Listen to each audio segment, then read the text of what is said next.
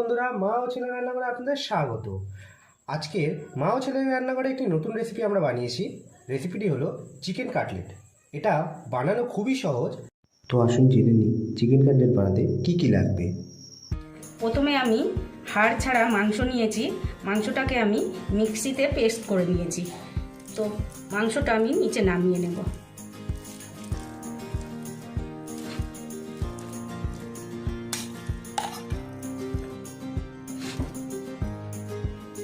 এরপরে আমি একে একে মশলাগুলো দিয়ে দেব।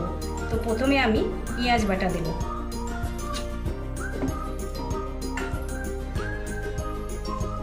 কাঁচা লঙ্কা বাটা,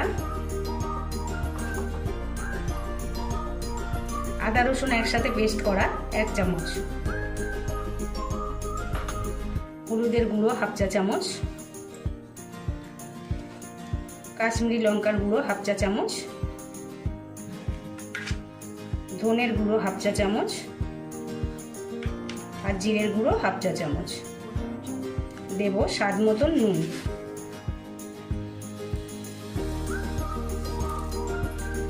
আর দেব চিনি।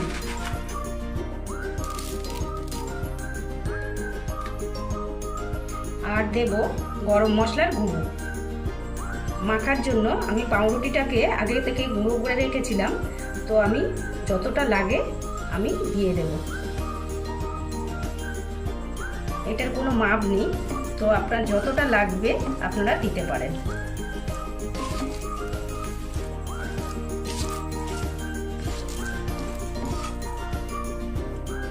এইভাবে টাইট করে মেখে নিতে হবে।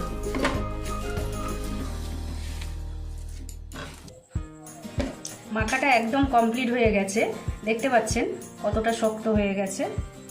এইবারে আমি একটা ডিম এখানে ভেঙে নেব। ডিমটাকে ভালো করে ফাটিয়ে নেব। তো ডিমটা ফেটানো হয়ে গেছে। এইবারে আমি এখানে নিয়েছি 2 চামচ ময়দা, 2 চামচ কর্নফ্লাওয়ার।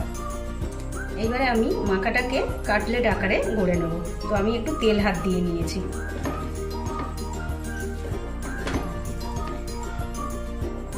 এইভাবে কেউ ছোট করলে ছোট করবে, কেউ বড় করলে বড়ও করতে পারে।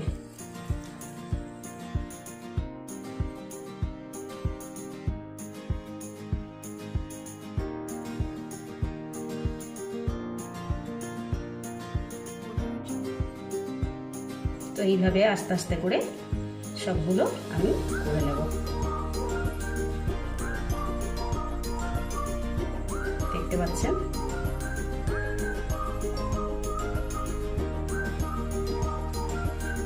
দেখতে পাচ্ছেন আমার কাটলেটগুলো রেডি হয়ে গেছে। আমি এইবারে কড়াই তেল বসিয়ে দেব। এবারে আমি কর্নফ্লাওয়ার আর ময়দা একসাথে করে মাখানো ছিল, তো এইভাবে আমি আগে মেখে নেব। এবারে আমি ডিমে এইভাবে কোট করে নেব।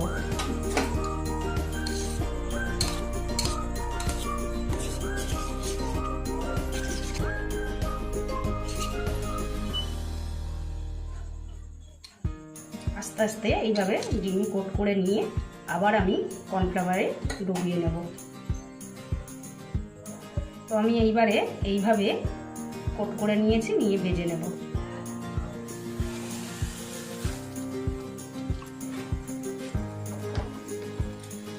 একটা একটা করে এইভাবে ভেজে তুলে নেব।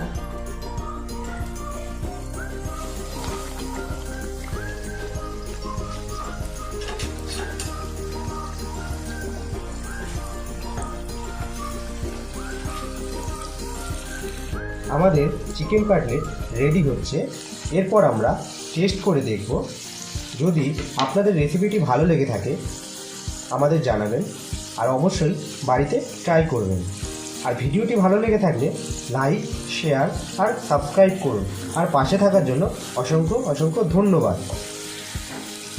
তো এইভাবে আপনারা ভেজে নেবেন। ভাজাটা কমপ্লিট হয়ে গেছে, এবারে আমি তুলে নিচ্ছি।